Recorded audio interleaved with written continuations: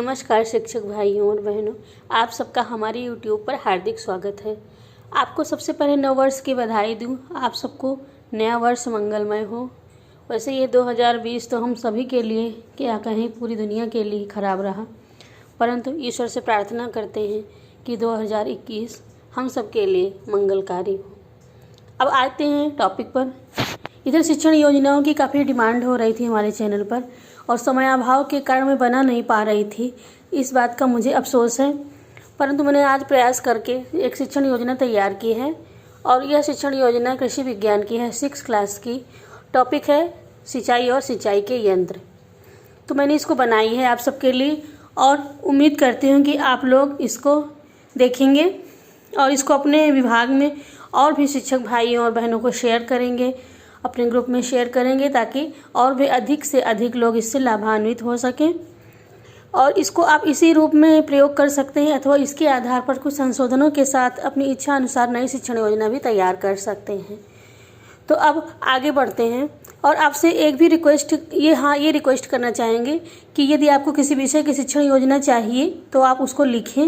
मैं प्रयास करूँगी कि आपके लिए उसको तैयार करूँ और आप भी इसको अधिक से अधिक शेयर करें। और साथ ही साथ यदि आप मेरे चैनल को अब तक सब्सक्राइब न किए हो तो प्लीज़ इसको सब्सक्राइब करें, लाइक करें और शेयर ज़रूर करें, ताकि हमारा उत्साह बढ़े। और आपका सहयोग मिलेगा तो मेरा उत्साह बढ़ेगा, तो मैं और भी मन लगाकर इस कार्य को कर सकूँगी, ऐसा मैं आप सबसे उम्मीद करती हूँ। तो आगे बढ़ते हैं। हमेशा की तरह मैंने इसमें भी देखिए 4 कॉलम खींचे हैं। पहला होता है दिनांक का, दूसरा विषय का और तीसरा कक्षा का, चौथा समय। दिनांक आप अपनी सुविधा के अनुसार जिस दिन इस शिक्षण योजना का प्रयोग करें, जिस दिन पढ़ाएं इस पाठ को, उस दिन की डेट डाल सकते हैं। विषय है कृषि विज्ञान और कक्षा 6, समय 40 मिनट। लर्निंग आउटकम है इसके लिए पौधे के बढ़ने तथा पनपने के लिए जल की आवश्यकता होती है। इस बात से बच्चे परिचित हैं। वो अपने घर तथा खेत खलिहान में पौधे लगाते हैं, उनको सींचते रहते हैं और भी इससे संबंधित जानकारी प्राप्त करेंगे। नंबर 2, सिंचाई के स्रोत तथा उनके साधन के विषय में जानकारी प्राप्त करेंगे। ये तो था लर्निंग आउटकम। फिर आगे बढ़ेंगे, प्रकरण पर आते हैं। प्रकरण है सिंचाई और सिंचाई के यंत्र। फिर तीसरा है शिक्षण सहायक सामग्री। इसमें देखिएगा दीक्षा ऐप पर उपलब्ध सामग्री का प्रयोग करेंगे। दीक्षा ऐप महत्वपूर्ण ऐप है। इसमें उपलब्ध कराई गई जानकारी बच्चों के लिए, शिक्षकों के लिए अति ही महत्वपूर्ण होती है। आप लोग कृपया इसको प्रत्येक पाठ में उपयोग करें। फिर सिंचाई के स्रोत तथा उनके साधन को दर्शाता चार्ट पेपर। चार्ट पेपर को अवश्य ही रखना चाहिए, क्योंकि इससे बच्चों में क्रिएटिविटी बढ़ती है और उनका मन पढ़ाई में अच्छे से लगता भी है।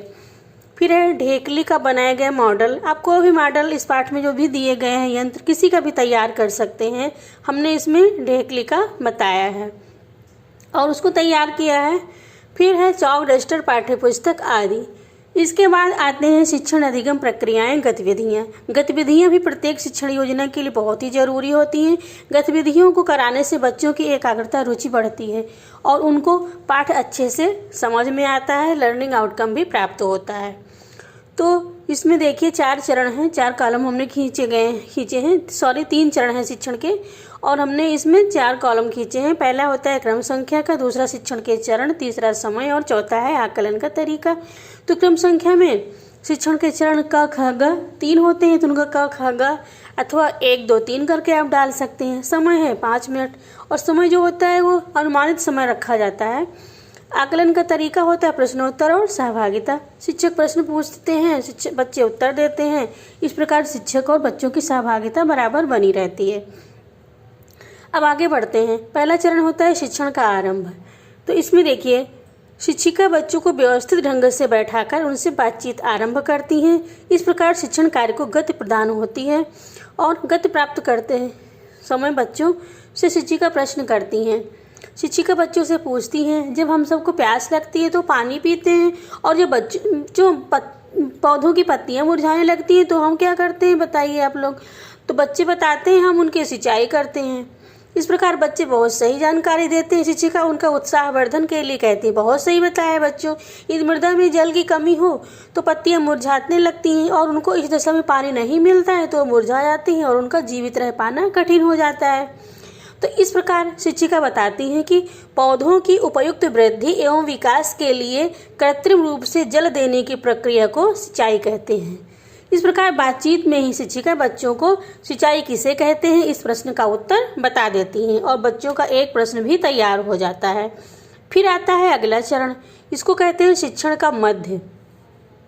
शिक्षण के मध्य में शिक्षिका बच्चों को कक्षा में एकाग्र करने के लिए उनको 4-4 के समूह में विभक्त कर लेती हैं। फिर उनकी रुचि तथा उत्साहवर्धन के लिए बीच बीच में प्रश्न भी पूछती रहती हैं। बच्चों से पाठ का वाचन करने को कहती हैं, स्वयं भी पाठ का वाचन करती हैं और इस प्रकार बच्चे पाठ को पढ़ लेते हैं। शिक्षिका बच्चों से प्रश्न करती हैं और पूछती हैं, किसान अपने खेत की सिंचाई करने के लिए कहाँ से जल प्राप्त करता है। बच्चे भी इस प्रश्न का बता देते हैं कि नहर से सिंचाई करते हैं या ट्यूबवेल से करते हैं। इसके पश्चात शिक्षिका बच्चों को कक्षा में रुचिकर ढंग से पढ़ाने के लिए सिंचाई के स्रोत की तालिका बनाने के लिए कहती हैं। बच्चे तालिका बनाने में उत्साहपूर्वक जुट जाते हैं और शिक्षिका बच्चों की सहायता करती हैं। इस प्रकार शिक्षण प्रक्रिया आगे बढ़ती रहती है। इसके बाद शिक्षिका पौधों को जल की आवश्यकता क्यों पड़ती है तो ये बात बताती हैं। बच्चे ध्यानपूर्वक सुनते हैं और जो चीज़ उनको समझ में नहीं आती है उसको पूछते रहते हैं। शिक्षिका बताती हैं हरे पौधे में उनके वजन का लगभग 80% भाग पानी होता है और ये भी बताती हैं कि पौधों की जड़ें जलीय घोल के रूप में अपना भोजन लेती हैं।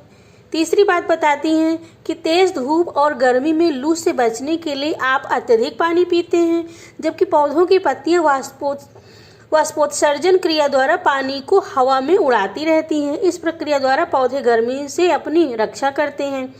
जल की आवश्यकता को प्रभावित करने वाले कारण इस संबंध में जब शिक्षिका बच्चों को बताती हैं तो कहती हैं कि गर्मी में मृदा जल का वाष्पीकरण अधिक होता है, इसलिए सिंचाई की अधिक आवश्यकता होती है। शिक्षिका बच्चों को रुचि पूर्वक पढ़ाने के लिए और उनकी रुचि को बनाए रखने के लिए उनसे प्रश्न पूछती हैं। बच्चे उत्साहपूर्वक सुनते हैं और उत्तर देते हैं। शिक्षिका पूछती हैं अधिक जल की आवश्यकता वाली फसलों के नाम बताइए।